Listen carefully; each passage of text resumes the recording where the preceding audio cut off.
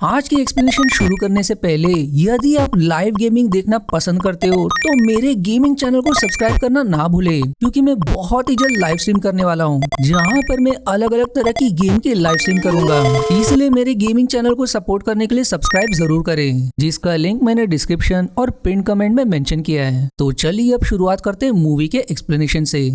Film के शुरुआत में नरेशन के जरिए हमें महान रोमन शासक जूलियस सीजर की खास तलवार के बारे में बताया जाता है, जिससे उसने कई लड़ाइयाँ लड़ी और उन्हें जीता भी। जिसके बाद ये तलवार सीजर वंश के हर एक शख्स के पास बारी बारी जाती रही और इस तरह होते हुए वो सीजर वंश के आखिरी अच्छे शासक टिबेरियस तक पहुंची, जिसकी मौत के बाद इस तलवार को एक स्टार के निशान के पास छिपा दिया गया ताकि ये किसी गलत इंसान के हाथों में ना पड़ जाए और सही समय पर यह तलवार सीजर वंश के किसी काबिल राजा को भी मिलनी चाहिए, क्योंकि एक भविष्यवाणी के मुताबिक जिसके पास भी यह तलवार होगी वो पूरी दुनिया पर राज करेगा। इसलिए इस तलवार को कई लोगों ने खोजने की कोशिश की पर उन्हें वो कहीं नहीं मिली। अब हमें पता चलता है कि इस तलवार के बारे में हमें एम्ब्रोसिनियस नाम का एक आदमी बता रहा होता है, जो कि ब्रिटानिया देश का रहने वाला था, जिसे हम आज के समय में इंग्लैंड के नाम से जानते हैं। दरअसल एम्ब्रोसिनस उस अनोखी तलवार के रखवालों में से एक था, जो कि इस तलवार की खोज करते करते पूरी दुनिया से होते हुए रोम तक पहुंचा था और इस समय में रोम पूरी दुनिया पर राज करता था। जिसके साथ ही हमें 460 एडी के समय का रोम दिखाया जाता है, जहां पर हम ऑरेलियस को देखते हैं, जो कि रोम की एक सेना की टुकड़ी का कमांडर होता है, जिसे यहाँ पर रोम के होने वाले शासक रोमुलस की सुरक्षा करने के लिए बुलाया गया है। जहाँ पर हम एक बच्चे को भी देखते हैं, जो कि वहाँ पर आकर ऑरेलियस की तलवार को देख रहा था और तभी ऑरेलियस उस बच्चे को पकड़ लेता है और सोचता है कि वो बच्चा वहाँ पर उसकी तलवार को चुराने के लिए आया है, इसलिए वो अपने सिपाहियों को उस बच्चे का हाथ काटने का आदेश दे देता है। पर फिर वो उसे छोड़ देता है, क्योंकि उस बच्चे की आंखों में बिल्कुल भी डर नहीं था। फिर तभी उसी वक्त वहाँ पर हम एम्ब्रोसिनस को देखते हैं, जो कि ऑरेलियस को उसके इस बर्ताव के लिए उसको कुछ कड़वी बातें सुनाता है, जिस पर ऑरेलियस उससे तुरंत वहाँ से बच्चे के साथ चले जाने की धमकी देता है। पर एम्ब्रोसिनस उसकी बात नहीं मानता,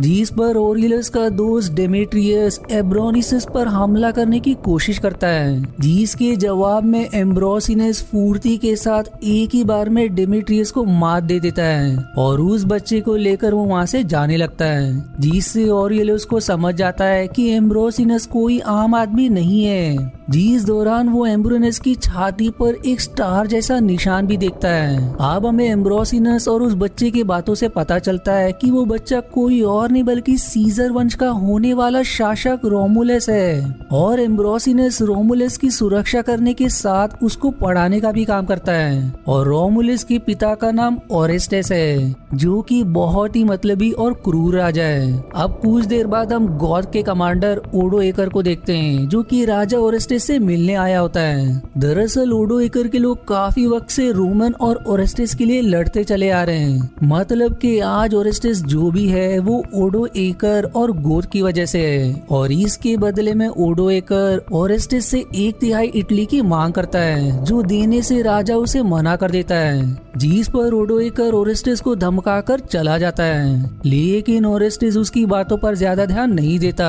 जिसके बाद हम रोमुलस को उसकी माँ के पास देखते हैं, जिनसे रोमुलस कहता है कि पिछले 5 सालों में 5 राजाओं को मार दिया गया है और अगर किसी ने राजा बनने से पहले मुझे भी मार दिया। पर इससे पहले उसकी माँ उससे कहती कि उसके साथ ऐसा कुछ भी नहीं होगा, क्योंकि वो एक सीजर है जिसकी रक्षा करने के लिए यहाँ पर कई वफादार अब भी हैं। अब अगले सीन में हम रोमुलस की ताजपोशी होते हुए देखते हैं और इसके साथ ही रोमुलस को भविष्य का राजा घोषित कर दिया जाता है। अब रोमुलस की ताजपोशी के बाद ओरेस्टेस एम्ब्रोसिनस से कहता है कि अब रोमुलस को तुम्हारे जैसे गुरु की कोई जरूरत नहीं है और वो उसे वहाँ से जाने के लिए कह देता है। फिर ओरेस्टेस रोमुलस को उसके नए अंगरक्षस ऑरेलियस से मिलवाता है, जो कि अब से उसके हर कदम पर मरते दम तक रक्षा करेगा। और यहाँ पर ऑरेलियस भी देखता है कि रोमुलस वो ही बच्चा था जिसका उसने पिछले दिन हाथ काटने का आदेश दिया था। और फिर रोमुलस ऑरेलियस से उसकी तलवार मांग कर देखता है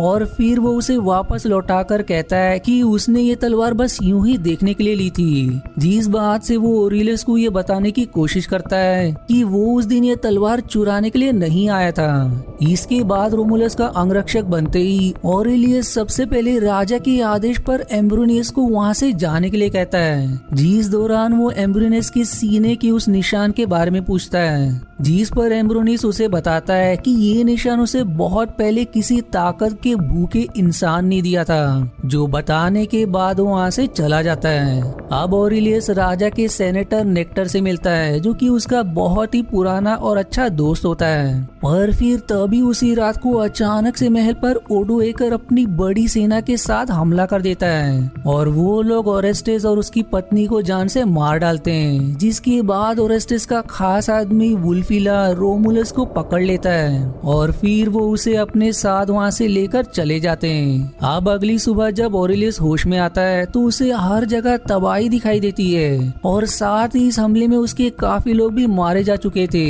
जिसके बाद ये सीन यहीं कट हो जाता है। अब अगले सीन में हम ओडोएकर को देखते हैं, जो कि अब रोम का नया राजा बन चुका होता है, जिसके सामने रोमुलस को एक बंधक की तरह पेश किया जाता है। और जैसे ही ओडोएकर वुल्फिला के कहने पर रोमुलस को मारने वाला होता है, तभी वहाँ पर एम्ब्रोनियस आ जाता है, जो कि ओडोएकर को ऐसा करने से रोकता है और उसे समझाता है कि अगर उसने ऐसा किया तो लोग उसे भविष्य में एक डरपोक राजा समझेंगे, जो कि एक बच्चे से डर गया। अब एम्ब्रोसिनस की ये बात सुनकर ओडोएकर अपनी तलवार वापस रख लेता है, जिस पर वुल्फिला ओडोएकर को चिल्लाकर रोमुलस को जान से मारने के लिए कहता है, जिस बात से गुस्सा होकर सजा के रूप में ओडोएकर वुल्फिला की एक उंगली भी काट देता है और उसे रोमुलस और एम्ब्रोसिनस को बंदी बनाकर कैप्री नाम के एक जेल में ले जाकर कैद करने के लिए आदेश देता है। इधर ऑरेलियस को जब पता चलता है कि रोमुलस जिंदा है और उसे कैप्री में ले जाया जा रहा है, तो नेक्टर उसे एक सिपाही देता है और उसके साथ जाकर ऑरेलियस सबसे पहले अपने साथियों को छुड़वाता है, जिसके बाद ऑरेलियस और उसके साथियों को पता चलता है कि जो ऑरेलियस के साथ जो सिपाही आया है वो एक औरत है जिसका नाम मीरा है, जिसे देखकर सभी हैरान होते हैं कि आखिर एक औरत इतने बहादुरी से कैसे लड़ सकती है। इधर दूसरी तरफ एम्ब्रोसिनस और रोमुलस को कैप्री ले जाया जाता है, जहां पर पहुंचकर एम्ब्रोसिनस रोमुलस को बताता है कि ये जेल उसके पूर्वजों ने बनाई थी, जिससे कोई चाहकर भी भाग नहीं सकता।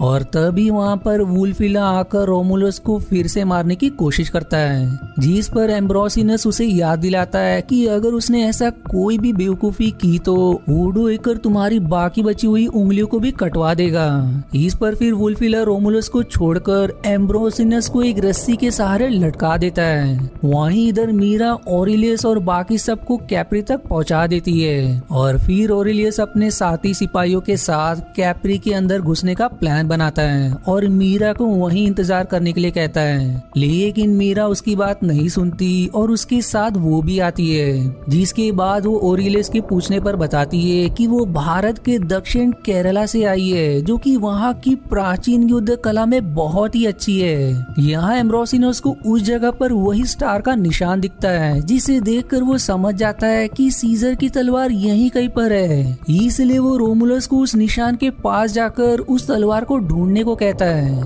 इसलिए अब रोमुलस एम्ब्रोसिनस की बात सुनकर उस जगह से एक तहखाने तक पहुंच जाता है, जहां पहुंचते ही उसे वो तलवार भी मिल जाती है, जिससे वो सबसे पहले वुल्फिया को मारने के लिए निकल जाता है। पर वुल्फिला इससे बच जाता है और उसे मारने के लिए उसके पीछे पड़ जाता है। इधर एम्ब्रोसिनस ऑरेलियस और मीरा को आता देख खुद को भी छुड़वा लेता है और फिर ये सब मिलकर कैप्री पर हमला कर देते हैं, जहां पर हम मीरा को अकेले ही सबसे बहादुरी के साथ लड़ते हुए देखते हैं। इधर ऑरेलियस अंदर जाकर रोमुलस को वुल्फिला से बचाता है और सभी को वो एक सुरंग के रास्ते भगा देता है और खुद वो वहीं पर सभी को रोकने के लिए रुक जाता है, जो देख मीरा भी वापस आकर उसका साथ देती है। और फिर देखते देखते मीरा और ऑरेलियस को घेर लिया जाता है, पर दोनों बहुत ही चालाकी से वहाँ से भाग निकलते हैं और अंत में बाकी सबके साथ वहाँ से निकल जाते हैं। जिसके बाद ऑरेलियस रोमुलस को लेकर नेक्टर के पास पहुँचता है,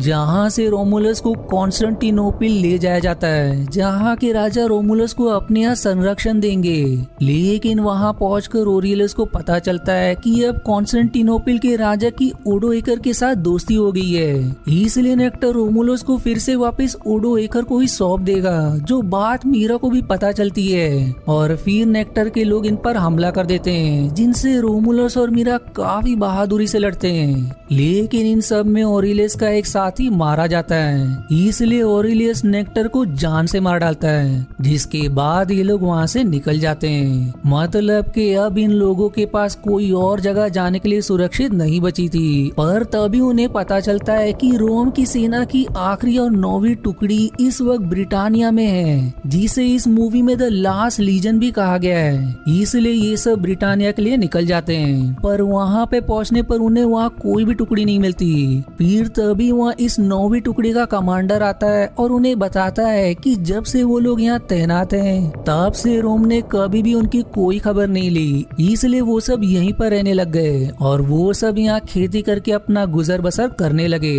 अब कमांडर इन सभी को अपनी बस्ती में शरण देता है, पर ओरियलियस कमांडर को रोमुलस के बारे में नहीं बताता कि आखिर वो कौन है। फिर कमांडर रोमुलस को बताता है कि ब्रिटानिया में एक वॉर्टिगन नाम का शासक यहाँ पर काफी कत्लेआम मचाता है, लेकिन वो हमें कोई नुकसान नहीं पहुँचाएगा क्योंकि उसकी नजरों में हमसे मामूली किसान है। अब यहाँ पर हमें वॉर्टिगन की झलक दिखाई जाती है, जिसके पास वुल्फिया भी पहुँच जाता है। वो फिर वॉर्टिगन से उस तलवार और रोमुलस के बारे में सब कुछ बता देता है और साथ ही उससे कहता है कि उसे वो तलवार नहीं बल्कि रोमुलस और एम्ब्रोनेस चाहिए। अब एम्ब्रोनेस का नाम सुनते ही वॉर्टिगन उसको अपना लॉकेट दिखाते हुए पूछता है कि क्या उसके शरीर पर ऐसा कोई निशान था। तो इस पर वुल्फिला हाँ में जवाब देता है, जिससे हमें ये पता चलता है कि वॉर्टिगन ने ही ये निशान एम्ब्रोनेस को दिया था, क्योंकि एम्ब्रोनेस ने उस तलवार को ढूंढने के लिए वॉर्टिगन का साथ नहीं दिया था, इसलिए उसे वॉर्टिगन ने इसकी सजा दी। इसलिए अब वो उस तलवार के बदले वुल्फिला को रोमुलस सौंपने को राजी हो जाता है और यहाँ पर वुल्फिला उसे रोम की 9वीं टुकड़ी के बारे में बता देता है और कहता है कि वो लोग उन्हीं के पास आए हुए हैं। इसलिए वॉर्टिगन अब उस 9वीं टुकड़ी की बस्ती के लोहार के परिवार को जान से मार डालता है और फिर वो उन्हें एक छोटी बच्ची के जरिए कहलवाता है कि वो रोमुलस को उसके हवाले कर दे, नहीं तो वो इस पूरे गांव को तबाह कर देंगे। जिससे अब उस 9वीं टुकड़ी के कमांडर को रोमुलस की सच्चाई पता चल जाती है कि रोमुलस एक आम बच्चा नहीं बल्कि रोम का होने वाला अगला शासक है। अब रोमुलस की सच्चाई पता चल जाने पर ओरियलियस उन सबसे कहता है कि मैं तो अपने देश के लिए कल युद्ध करने के लिए जाऊंगा और जो मेरा इस लड़ाई में साथ नहीं देना चाहते मैं उनका सम्मान करता हूँ और इस लड़ाई पर रोम और रोम के लोगों का पूरा भविष्य निर्भर करता है। इसलिए अब अगले दिन रोमुलस अपनी खानदानी तलवार को ओरियलियस को दे देता है, जो देख ओरियलियस रोमुलस को गले से लगा लेता है और फिर ओरियलियस अपने साथियों से कहता है कि वो रोम के भविष्य के लिए लड़ेंगे भी और जीतेंगे भी। जिसके बाद ओरियलियस और उसकी सेना किले पर तैनात हो जाती है और तभी वहाँ पर वॉर्टिगन अपनी सेना लेकर पहुँच जाता है, जिसकी सेना ओरियलियस की सेना से काफी ज्यादा बड़ी थी। जिसके बाद वॉर्टिगन अपनी सेना को हमला करने के लिए आदेश दे देता है, जो देख ओरियलियस के लोग वॉर्टिगन की सेना को अपनी तरफ बढ़ता देख उन पर तीर और जलते हुए बड़े बड़े पत्थर फेंकना शुरू कर देते हैं, पर उनकी तादाद ज्यादा होने के कारण वॉर्टिगन की सेना जल्दी किले के अंदर घुस जाती है। जिसके बाद अब ओरियलियस इस लड़ाई में हार रहा होता है, पर तभी वहाँ पर ओरियलियस की मदद के लिए रोम की 9वीं टुकड़ी आ जाती है। वहीं दूसरी तरफ वॉर्टिगन का सामना एम्ब्रोसिनस से होता है और दोनों के बीच काफी जोरदार लड़ाई के बाद एम्ब्रोसिनस वॉर्टिगन को आग में जलाकर मार डालता है और सबूत के तौर पर वो उसका मांस लेकर सभी को दिखाता है, जिसे देखकर वॉर्टिगन की सेना हार मान लेती है। लेकिन तभी ओरियलियस और मीरा देखते हैं कि वुल्फिला रोमुलस को मारने के लिए जा रहा था, जहाँ पर रोमुलस को ओरियलियस बचाता है, पर वुल्फिला उस पर भारी पड़ रहा होता है। लेकिन रोमुलस अपनी खानदानी तलवार से वुल्फिला को मार डालता है, जिसके बाद रोमुलस उस तलवार को हमेशा के लिए पास ही के एक पत्थर में गाड़ देता है और कहता है कि जो गलती उसके पूर्वजों ने की वो उन्हें नहीं दोहराएगा और अब किसी का भी खून नहीं बहेगा। फिर मूवी के आखिरी सीन में हम देखते हैं कि ये कहानी एम्ब्रोसिनस रोमुलस के बेटे आर्थर को सुना रहा था। रोमुलस को दरअसल मीरा और ऑरेलियस ने बड़ा किया, जो कि आगे चलकर एक नेकदिल रोमन राजा बना, जिसे लोग आज के समय में पेंड्रैगन के नाम से जानते हैं। और इसी के साथ ये फिल्म यही समाप्त हो जाती है। आशा है आपको मेरी एक्सप्लेनेशन पसंद आई। यदि हाँ तो प्लीज वीडियो को लाइक करना और चैनल को सब्सक्राइब करके सपोर्ट करना ना भूलें। मिलते हैं अगले एक्सप्लेनेशन वीडियो में, तब तक के लिए धन्यवाद दोस्तों।